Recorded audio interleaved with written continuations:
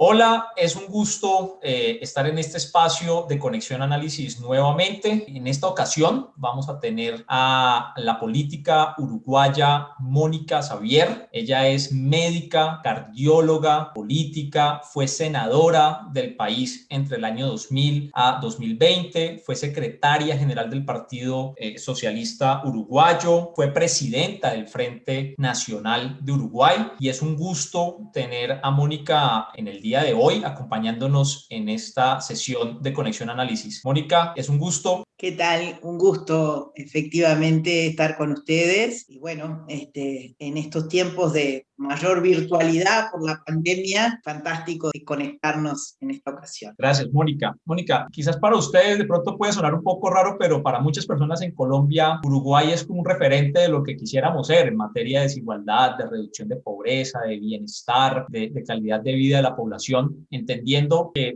ningún país es perfecto y no vamos a encontrar un escenario completamente perfecto en ninguno de ellos, pero Uruguay en los últimos años, incluso en las últimas 2 décadas quizás, se ha convertido en un referente de bienestar social en la región. ¿Cómo logró Uruguay conseguir estos avances en materia de desigualdad, por ejemplo? ¿Y cuáles son las expectativas, pues digamos, también hacia futuro de lo que podría pasar si se llegaran a perder esos logros que se han conseguido? Bueno, mira, sin duda los últimos 15 años previos a este último periodo que gobernó por primera vez el Frente Amplio a nivel nacional constituyeron un importante avance en materia de igualdad. De todas formas, hay que decirlo, partimos de una sociedad que es la más homogénea de Latinoamérica, aún en tiempos de neoliberalismo en todos nuestros países o aún en tiempos de que lamentablemente nuestro continente sigue teniendo el triste privilegio de ser el continente más desigual. Los 15 años de gobierno del Frente fue una apuesta a la igualdad, una apuesta a la distribución de la riqueza. Nosotros traíamos una profundización de la crisis en el año 2002, que 2001 y 2002 fueron tiempos muy difíciles para nuestra región. Bueno, cuando gana el Frente Amplio, hace una apuesta a sus principios siempre defendidos como fuerza de izquierda y por tanto no solo se ve enfrentando la pobreza que había subido un 40%, con un porcentaje aún mayor en niños y adolescentes, llegaba al 60%, y comienza primero creando una institucionalidad, un Ministerio de Desarrollo Social, que no lo ve exclusivamente fundado en el tema de los sectores más vulnerables y vulnerados, sino que lo ve como políticas no solo compensatorias, sino políticas desde el punto de vista del desarrollo social más allá de la coyuntura. Pero para la coyuntura de pobreza se hacen una serie de planes que tienen que ver con el rescate concreto de la gente en esa situación. Y todos esos planes que son de emergencia se llevan adelante luchando culturalmente contra lo que es la actitud prebendaria, la actitud en la que siempre se habían manejado los gobiernos de derecha, de condicionamiento de la adhesión al voto en función de brindar tal o cual prestación. A las políticas que desarrolla el Ministerio de Desarrollo Social se le suma desde la cabeza económica y tributaria una reforma tributaria. Solo una vez se había hecho en el país una reforma tributaria frustrada, y la derecha decía que no, que en este país no había cultura de tributación y que no iba a funcionar, y efectivamente era un escudo que ellos tenían para así aumentar el IVA, con eso el impuesto recesivo al que pagamos todos, ¿verdad? Acá se hizo una reforma tributaria con la consigna que acuñó el presidente Vázquez en ese momento, que pague más el que tiene más para que pague menos el que tiene menos. Entonces tiene un diseño progresional, un gran combate de la derecha a esa reforma, e incluso penetra en sectores no de derecha y también en sectores bajos que entendían que ellos estaban aportando. Entonces cualquier cosa que les aparecía en el recibo decían no, porque esto me lo sacan. No, hubo que hacer toda una tarea didáctica, docente, pedagógica, decirle estas son las cosas, por seguridad social siempre se le dieron, y usted, como el 80% de la población no va a tributar, lamentablemente los salarios extremadamente sumen. Bueno, junto a la reforma tributaria se eliminan un montón de impuestos chiquititos que tanto costaba más su implementación que lo que efectivamente recaudaban. O sea, se hace una simplificación de la tributación de las personas. Y se le coloca a la tarjeta de débito, bancario, de débito financiero, la posibilidad de reducir 4 puntos de IVA en la compra con la tarjeta. Con lo cual ya se enfila, se enfoca hacia una inclusión financiera que viene más adelante, años de gobierno, que lo que hace es, bueno, hacer que el trabajador cobre por inclusión financiera, con depósito de cuentas que no tienen costo para el trabajador. Con esto se lleva a la formalización de los trabajadores, ya que los salarios sean efectivamente los que se deben pagar, ¿verdad? Ya no hay a lo que se está volviendo ahora con el gobierno de la calle Pou, que promovió una ley de urgente consideración donde eliminó muchas de las cosas que nosotros construimos a lo largo de 15 años, y entonces negocia el trabajador con el empleador, sin duda, una negociación absolutamente desigual, la forma en la que va a recibir el salario. El empleador que quiere embromarlo, sin duda le va a pagar cash y se va a obviar un montón de cosas. Otra de las reformas que se hizo en ese tiempo es la del Sistema Nacional Integrado de Salud. Nosotros teníamos un sector público con una salud de pobres para pobres, que también ahí había mucha cosa prebendaria, con caudillos que daban tarjetas para que atendieran en tal hospital o en tal otro, con un presupuesto muy magro de la salud pública y con un sector privado, pero cooperativo, o sea, no son los seguros de salud que en determinada época del neoliberalismo en la región sustituyeron prácticamente los sistemas sanitarios. No es que no los haya, pero en realidad lo que hacemos es un sistema nacional integral. Acá no había capacidad de hacer un sistema único y público, no había chances de, ni visión de que había que desmontar cosas para hacer cosas mejores, sino que había que armar marcos legales que acotaran el lucro de determinadas sociedades y que además plantaran a la salud como un derecho humano fundamental, como un bien que el Estado se debía hacer responsable, y entonces se crea un Seguro Nacional de Salud, el FONASA, con aporte de bolsillo, que antes era exclusivamente, ahora es una parte, otra parte aporta el Estado y otra parte el trabajador y el empleado. Quedan muy pocos sectores fuera de ese fondo, como son los militares, como son los trabajadores de las intendencias, los gobiernos intermedios, pero el grueso de las personas estamos cubiertas por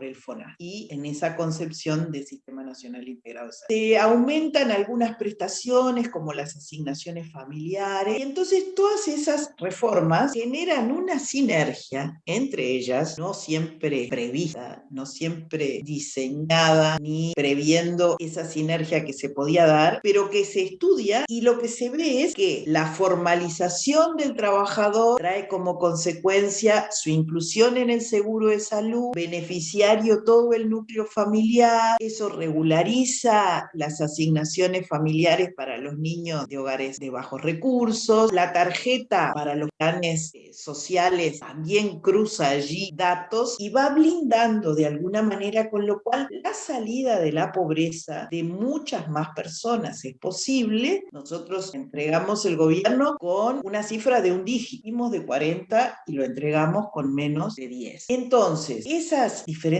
reformas, digamos que dialogaron, que generaron sinergia, y además de la disminución de la pobreza, lo que hubo es un importante movimiento en el índice de Gini que muestra que no solo disminuyó la pobreza, sino que aumentó la igualdad. Y sabemos que el índice de Gini es un índice duro de mover, pero bueno, se movió. No te podría decir en este momento si eso ha retrocedido, en qué medida, pero pandemia mediante y políticas neoliberales nuevamente estamos descendiendo. Hubo políticas también para la generación de empleo concretas, generales, pero también privilegiando sectores como las mujeres de todas las edades y los jóvenes, que sin duda son los que tienen menor empleabilidad.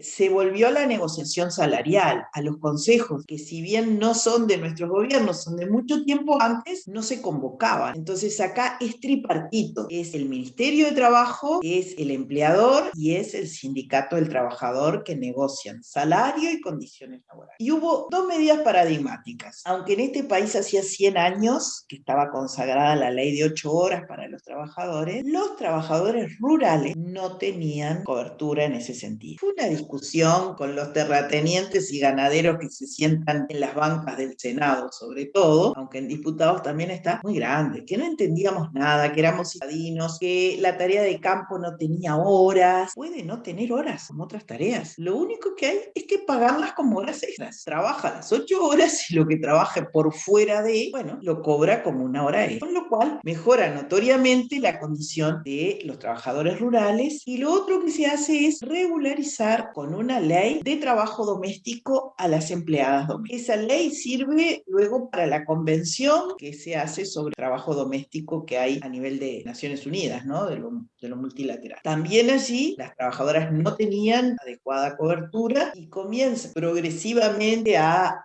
regularizarse el empleo doméstico. Quedan algunos miles, pero se había superado en determinado momento el 60% de un conjunto de trabajadoras que no tenían casi ninguna la regularización laboral. Entonces, en parte de las cosas que te puedo decir, cómo fueron construyendo ese camino hacia la igualdad. Yo te nombré el tema de los trabajadores rurales. Te quiero comentar una cosa porque es un ejemplo de que en las crisis también se puede salir con apuestas hacia adelante. La derecha siempre en las crisis dice que hay que retraerse, que hay que ser austeros, que hay que ir para atrás en todo, cuando sabemos que eso no es así para todos, ¿verdad? La lista Forbes sigue aumentando en cientos de multimillonarios. En el sector ganadero, que para darte datos precisos ocupa el 70% del territorio de Uruguay, la ganadería es un Producto Bruto Interno Nacional equivalente al 4,5% en la última década y es el 14% de las exportaciones de bienes. Es una ganadería de pastoreo, no de feedlot, es una carne premium, es, bueno, en campos naturales y criadas a pasto, tienen esa carne muchas virtudes con relación a la carne producida en un feedlot, el nivel de grasas y las consecuencias sanitarias. Bueno, ya teníamos en Uruguay, es decirlo, el último gobierno previo al del Frente, la iniciativa de dotar al ganado de una caravana con un chip que identificara la trazabilidad, el recorrido vital de esa vaca. Lo que hace el Frente Amplio, que asume en el 2005, ya en el año 2006, promueve una ley por la cual determina el sistema de identificación y registro animal. Nosotros tenemos 12 millones de cabezas de ganado. Hay un número exacto que yo lo tengo por acá, son 11 millones, no me acuerdo cuánto. Somos 3.500.000 uruguayos, para que tengan una idea. Los 12 millones de vacas tienen su caravana y se puede saber desde que nace hasta que se lo faena, cómo se alimentó, en qué lugares estuvo, cuáles son sus antecesores, todo el ciclo vital de los 12 millones de vacas. Porque si ingresa un ganado que no tiene trazabilidad, va a la faena automáticamente y si es correcto, se consume internamente, no va a la exportación. Esto es inteligencia puesta hacia un nicho especial que es la carne de excelencia que nos permitió entrar con cuotas en la Unión Europea, en Estados Unidos y sobre el final del último de nuestros gobiernos a Japón, que es absolutamente exigente en materia de sanidad animal y en este caso también de la trazabilidad. Bueno, esto ocurre cuando en el mundo se dio el fenómeno de la vaca loca. Entonces, países que estábamos absolutamente jugados a monocultivo, a ganadería y a muy poca cosa más, desindustrializados absolutamente, bueno, acá se hace una apuesta que el gobierno de izquierda redobla, en lugar de ser una cosa voluntaria que beneficiara a algunos, se hace como una política que quedó como una política de Estado. Para eso hubo que trabajar con todos los productores, porque obviamente a esto se subieron los que tenían importantes nichos de exportación, pero hubo que incorporar incluso al pequeño ganadero. Y ahí, en una cuestión, una colaboración público-público, que es el Correo Uruguayo y el Ministerio de Ganadería, distribuyen anualmente los miles de caravanas al lugar en donde está el productor, para sus vacas, para sus cabezas de ganado, y ahora por la inclusión digital lo puede ver en su celular en qué situación está todo su ganado. O sea, fue tecnología aplicada al mayor rubro exportador en ese momento. tenemos mucha soja que exportamos y otras cosas, pero muestra cómo podemos colocar valor agregado a los productos originarios y cómo podemos apostar a más en una situación en la que parecía que nunca más íbamos a poder comer carne cuando ocurrió Claro. el tema de la vaca loca, sumado a la aftosa, nosotros vacunamos contra la... Entonces, hubo apuesta al desarrollo, hubo visión integral de país, hubo rumbo estratégico. Nos has contado de lo que se ha hecho en estos 15 años, en estas casi 2 décadas, en términos de reformas tributarias, reformas laborales, a la asistencia, en materia de seguridad social, pero de todas formas para poder, aquí, digamos, en Colombia siempre hay una discusión, decir, no, se pueden hacer muchas cosas, claro, hay muy buenas ideas, pero no hay recursos. Entonces, nunca hay recursos. Yo te quisiera preguntar, esta segunda pregunta es por las fuentes de esos recursos. ¿Qué tuvo que hacer Uruguay en términos de creación de riqueza, en términos de producción y en términos de generación de empleo para poder garantizar que esas medidas sean sostenibles? ¿Cómo fue ese proceso de producción, incluso en algunas mercancías que para nosotros todavía nos resulta un poco difícil pensar que vamos a poder llegar a ese punto? Yo estoy seguro que lo vamos a hacer, pero por ejemplo la legalización de la marihuana, de la producción, de la comercialización de la marihuana, ¿cómo fue ese proceso de generación de riqueza de Uruguay? Bueno, fue una obsesión primero en la distribución de la riqueza. Y tú podrás ver en los discursos, en las presentaciones de los políticos de izquierda que estuvieron en esos 15 años, la palabra distribución de manera permanente. Y buscás en otros países de la región que tuvieron experiencias progresistas y no ves esa obsesión por la distribución de la riqueza. Que sin duda hay que generarla para distribuirla. Y había también una preocupación porque ya la riqueza se pudiera generar de una manera más equitativa, desde el punto de vista territorial, desde el punto de vista de clase, desde el punto de vista de género, desde el punto de vista étnico-racial, o sea, todas las desigualdades que cruzan y generan esta potenciación de la exclusión de las personas. Con lo cual, por ejemplo, hubo una ley de protección de inversiones en donde cubre tanto al inversor extranjero como al nacional. Lo que pasa es que nosotros, como se dijo en algún tiempo, no tenemos ricos, tenemos riquitos frente a lo que pueden ser los ricos de Colombia o los ricos de Brasil, que esos sí son ricos. Y con esa condición también son muy reacios a la inversión en el país. Siempre Pepe Mujica los está desafiando y los está toreando porque sin duda que hay riqueza que está puesta en paraísos fiscales o en lugares donde poco contribuye a la humanidad. Entonces, la ley de protección de inversiones dio exoneraciones fiscales que siempre han estado controversiales.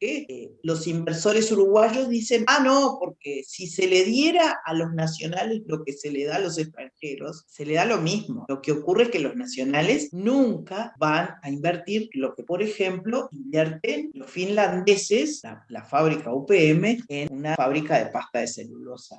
Pero si existiera inversión genuina, uruguaya, nacional, tendría las mismas exoneraciones. Lo otro que esa ley de inversiones se adecua en su reglamentación y entonces puntúa el hecho de ser en el interior del país con relación a la zona metropolitana, puntúa la innovación tecnológica que traiga inversión y puntúa de repente darle trabajo a los sectores con menor empleabilidad, que son los jóvenes y las mujeres. Entonces, más otros detalles, pero esos son los aspectos fundamentales que se le agregan para que una inversión pueda tener exoneración. Entonces, de esa manera ruedan varias cosas a la vez. Y bueno, esas exoneraciones también se han dado con determinados marcos legales para estimular el empleo. Formalización del empleo tiene que ser una condición. Entonces, en una Latinoamérica que de cada 4 promedialmente en el mundo, 3 son informales, en Uruguay la relación es inversa, 3 formales y 1 informal. O sea, tenemos un 25% de informalidad, que es a lo que pudimos llegar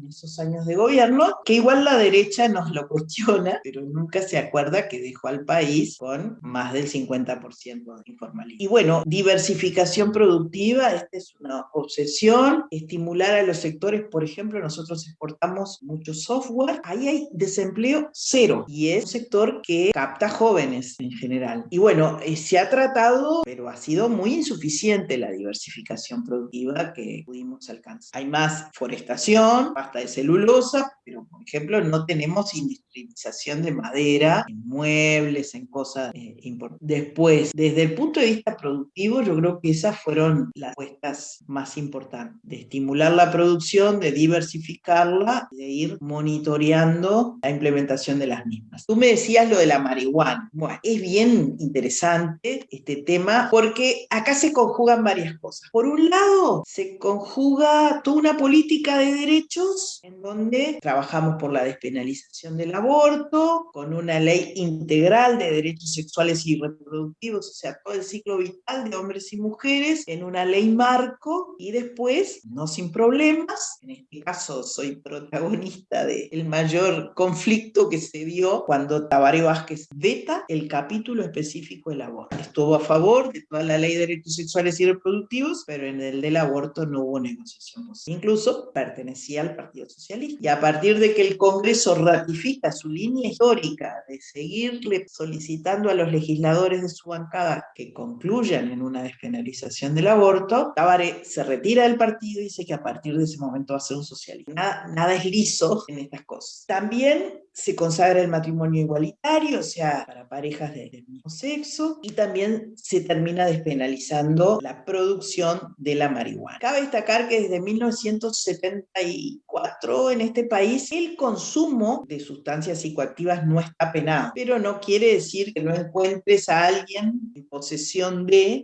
un producto, una droga, y un juez no diga que no, que excede la cantidad permitida o admisible para un consumo individual. Entonces algunos han terminado en prisión por esa situación que se daba. Entonces, un movimiento canábico, sociedad civil con mucha potencia, y el presidente de la República, en ese momento Pepe Mujica, que considera que la despenalización de la marihuana tiene que ser una de las 15 medidas con las cuales promover la mejor convivencia en este país. Nosotros tenemos un problema de seguridad que ha sido real desde hace muchos años, que fue uno de los temas que se le cuestionó mucho al Frente Amplio por no haber disminuido la inseguridad social, que tampoco entraban en razones porque efectivamente a ser el continente más desigual le hemos sumado ser el continente más violento, cosa que a mí me costó mucho admitir que pudiera ser así, pero las 20 ciudades más violentas están en las Américas, incluyendo Estados Unidos, México, Centroamérica y algunas acá en la parte más latinoamericana. Entonces incorpora este tema en las medidas de mejorar la convivencia, con el fundamento de que se le va a poder quitar mercado al narcotráfico de esos jóvenes que, aquellos que solo queriendo consumir porro, un cigarrillo de marihuana, terminaban en una boca, o sea, un lugar clandestino de venta de drogas, o que los jóvenes pobres que no consumían en ese momento marihuana, sino tabaco o como se quiera denominar, la pasta residuo de la pasta de cocaína, que terminaran enganchados en la boca y muchas veces optados para ser transmisores de esta droga que tanto mal le hace a nuestros jóvenes, como el tabaco. Pero bueno, es el residuo de la pasta de cocaína, con muchas sustancias que se le meten, se le adicionan y son terribles. Entonces, se genera una enorme discusión al respecto, siempre, bueno, diciendo que la izquierda no ponía límites, ir de las manos. Finalmente se aprueba la ley. Oiga, decir que el modelo prohibicionista no ha dado resultados en 50 años que ha estado implementado en ninguna parte del mundo, algo que uno no observe los derechos humanos y entonces termine eliminando a cada uno que va a consumir, pero en democracia el modelo prohibicionista no ha servido. Y entonces nos inclinamos más por un modelo de reducción de daño, en donde podamos ofrecer con diferentes modalidades la marihuana y así arrancarle al narcotráfico, que eso sí es la actividad que más crece en ganancias en el mundo, ¿no? Entonces se admite el autocultivo, se admite ser socio de la membresía de un club canábico y se licitan empresas que produzcan en tierras que son del Estado. En este momento tenemos 5 empresas en ese predio estatal para proveer la demanda que se habilita que la farmacia comunitaria pueda expender marihuana. Uno ve que el día que llega la producción a la farmacia ve colas jóvenes, que muchas veces, ahora ya no, eran motivo de que CNN viniera y filmara como en Uruguay la gente hacía. Y entonces veía gente de la más diversa, desde el docente de la Universidad de la República hasta el joven con sus rastas, o mujeres de mi edad haciendo la cola para ir a la farmacia y comprar el sobre. Hay hay 19 licencias para industrialización y 21 licencias para investigación. Lamentablemente, lo que hacíamos referencia del tema de las farmacias, la demanda supera la oferta. Solo 16 farmacias sin equidad territorial, la mayoría están acá en Montevideo, expenden marihuana porque, entre otras cosas, está la cuestión cultural. En lugares del interior del país, la gente no se arriesga a ir a hacer cola en la farmacia, ni el farmacéutico se incorpora a la venta de eso por el cuestionamiento, y la doble moral sigue funcionando muy bien. Hay 171 clubes de membresía, clubes canábicos, y vuelvo para atrás. Digo, miremos la escala de Uruguay, ¿no? 3.500.000, un poquito menos. Hay más de 45.000 adquirentes en farmacia. O sea que, aunque la oferta de farmacias no es suficiente, igual capta un porcentaje importante, y es el menor, porque sin duda que el autocultivo es el que seguramente esté dando mayor cobertura a esa demanda. Hay una industria incipiente, que es el cultivo de CBD no psicoactivo con destino a medicina, industria, cosmética, alimenticio, extracto, y que incluso estas flores se fuman, pero no son psicoactivas, ¿no? Esto está siendo exportado básicamente a Suiza y tiene muy importante incorporación de mano de obra. En ese sentido, es importante, si bien es zafral, es inédito para el campo uruguayo que haya zafra de esto, ¿verdad? Nosotros tenemos el arroz, tenemos la caña de azúcar, pero zafra de CBD, de flores, del cultivo de marihuana, es absolutamente novedoso en este momento. Sin duda que hay un futuro ahí muy grande. Si bien la derecha cuestionó mucho esto, uno ve empresarios que se han incorporado a la producción, que van a estar interesados en que no se interrumpa.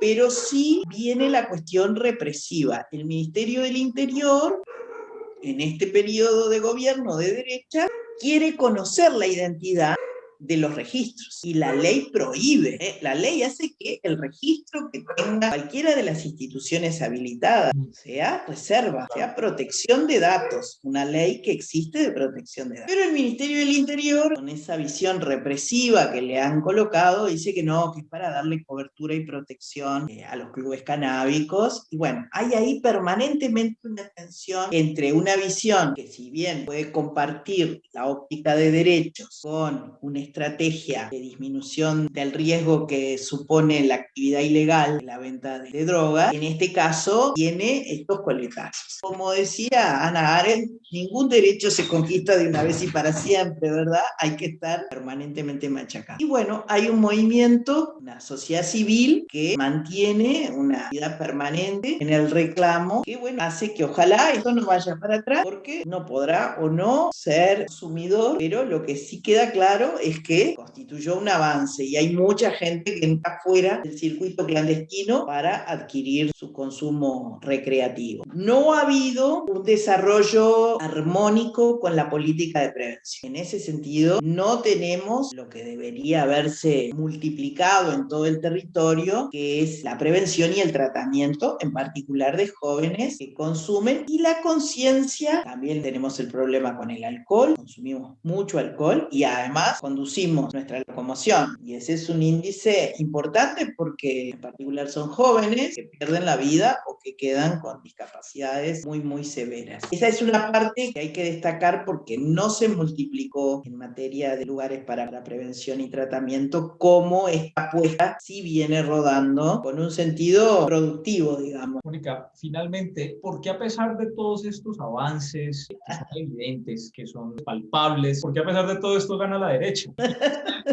Riesgo de perderse de todos estos logros que en esos 15 años se construyeron? Bueno, esa todavía es una pregunta que no tiene una respuesta final, y no sé si algún día la podrá tener. Pero de parte de la fuerza política gobernante, de parte del Frente Amplio, hemos dilatado la evaluación en función de la pandemia, pero acaban en estos días de concretarse fechas que tienen como horizonte el mes de diciembre para un congreso donde, bueno, además de otros temas, se va a evaluar el periodo de gobiernos y la derrota electoral. Yo creo que existió poco trabajo a lo largo de los 15 años de pedagogía política, en donde uno tiene que poderle dar herramientas a las personas para que entiendan por qué se hacen determinadas medidas que antes no se hicieron, por qué se cambia el rumbo y se adoptan otras decisiones, qué implica en cada caso una u otra medida. Hemos hablado en este rato de la menor empleabilidad de las mujeres a lo largo de todo su ciclo vital. Acá hubo una ley en estos años de gobierno del Frente Amplio que para el cómputo jubilatorio de las mujeres hasta 5 años se puede computar un hijo nacido vivo o adoptado. ¿Por qué?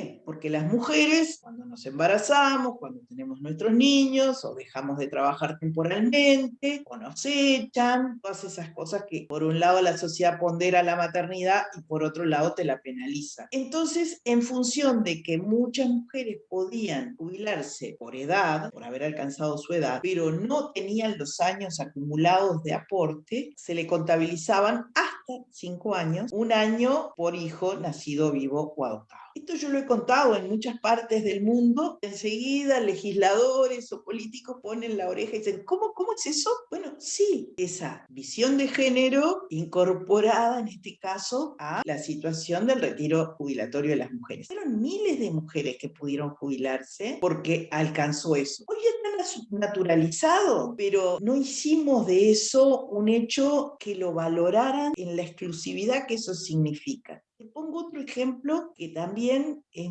muy claro. Hay países, yo estaba justamente en Australia en una de las campañas electorales, en donde uno de los ejes de campaña entre la derecha y el progresismo era la inclusión digital. Y tenían que tener fibra óptica, banda ancha para todas las personas, o si tenía que ser solo a nivel de la institucionalidad pública y luego de bolsillo, quien quisiera tener conexión a internet y buenos programas de velocidad de internet, se los pagaron. Bueno, acá tenemos fibra óptica al hogar. No importa si mi mamá no la va a usar porque ya no está en edad de usarla. Pero de repente alguien viene a cuidarla y puede estar con su celular, con su tablet, con lo que sea, conectado. Eso le da también al emprendedor el tener banda ancha con una de las velocidades más altas de las Américas, junto a Canadá, de tener una autopista de desarrollo, que no es una carretera física, pero no deja de ser una enorme autopista para el desarrollo. En ese sentido, tampoco se les explica que esto es maná que cae del cielo, que sea barato, sino que allí hay una mirada de largo aliento y hay una multiplicidad de situaciones por las cuales alguien puede sentirse beneficiado. El tema de una computadora por niño con conexión a internet gratuita nos dio ahora la posibilidad de que los niños, los de secundaria, tengan clases remoto. Claro, para la derecha es un gasto reponer las laptops o el aparato que tengan que responder. El segundo periodo de Tabaré Vázquez daba una tablet para jubilados, muy progresivamente, se llevó un porcentaje relativamente chico, pero la ambición era que todo jubilado que hiciera un curso para el uso de una tablet pudiera tener conexión. Las experiencias bellísimas de personas que, bueno, que se conectaban con sus nietos en el exterior y cosas, pero claro, nada de eso se hizo carne de que suponía recursos, suponía accesibilidad a cosas que otros no las iban a dar. La derecha decía, ustedes hacen eso porque hoy hay posibilidades de inclusión digital. Nosotros no lo podíamos hacer porque en ese momento tener un computador o algo era una exclusividad. No lo hubieran hecho nunca. Y eso es lo que no le dijimos a la gente, que no lo hubieran hecho nunca, que no estaba en la cabeza de la derecha que gobernó este país, ni hacer que el trabajador rural tuviera derechos, como no lo hizo durante 100 años, ni hacer que la empleada doméstica tuviera derechos, ni hacer que se empezara por el interior profundo a darle ordenadores a los escolares de este país. Hubo que vencer las resistencias del propio gremio de docentes, adolescentes que por comodidad tenían que ponerse a tiro y los niños les demandaban y les ganaban en esto que los niños nos ganan, no importa su edad, en materia de manejo de la tecnología, ¿verdad? Entonces faltó pedagogía política, faltó discusión y bueno, hay que incorporarlo como una forma más. Si no alcanza institucionalidad, la mejor política puede no valorarse de esa manera y los ratones después botar gatos para que los gobiernen. De acuerdo, Mónica. Yo creo que de toda esta conversación es evidente que probablemente en Uruguay como en Colombia, en Ecuador, en Costa Rica, en Nicaragua hay muy buenas académicas, muy buenos académicos, personas que tienen unas ideas brillantes, que conocen la teoría, que saben los números, que además son capaces de llevarlas a las instituciones públicas y pudiera volverse políticas públicas, pero definitivamente si no hay voluntad de los gobiernos para poder implementar esto, las muy buenas ideas que tenemos en toda América Latina se van a quedar allí. Yo creo que ustedes en estos 15 años, además de tener muy buenas ideas, tenían la voluntad política, además para implementar estas medidas. Y bueno, creo que tenemos mucho que seguir aprendiendo. Nos enfrentamos en muy poco tiempo a un proceso electoral y esperamos, ojalá, poder aprender de algunas experiencias exitosas, también aprender lo último que hablamos de los errores que se han cometido y tener la posibilidad de construir en nuestra región, en América Latina, de volver a pensarnos otra vez en esa necesidad de integración en América Latina para construir una región que no siga teniendo el deshonroso honor hoy en el mundo de ser la región más desigual del planeta. Mónica, te quiero dar las gracias por habernos acompañado en este espacio de conexión y ha sido un gusto haber escuchado todas las experiencias, los aprendizajes, también los errores que se han cometido allí en Uruguay. Muchas gracias por tu participación. Un gusto y a la orden, como siempre, se hicieron muchas cosas muy lindas, el sistema de cuidados también es algo que queda ahí pendiente de conversar, pero bueno, se trata de eso, se trata de caminar y de aprender de los aciertos y mucho más de los errores. Siempre a la orden y un gusto.